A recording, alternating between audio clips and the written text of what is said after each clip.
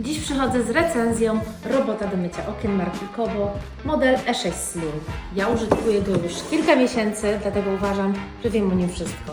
Używam go naprawdę często, dlatego moje okna są cały czas takie czyste. To właśnie mój pomocnik, robot Kobo E6 Slim.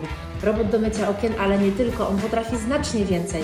Ja myję nim płytki w łazience, lustra, a nawet kabinę prysznicową. Tu jest taki zbiorniczek, który uzupełniamy dedykowanym płynem za pomocą aplikatora, który nam to ułatwia. Gdy płynu jest już za mało, robot nam to sygnalizuje.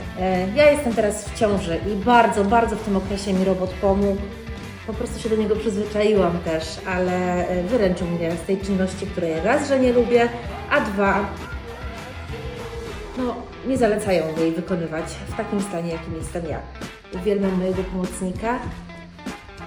Nie wyobrażam sobie już dbania o czystość w moim domu bez niego.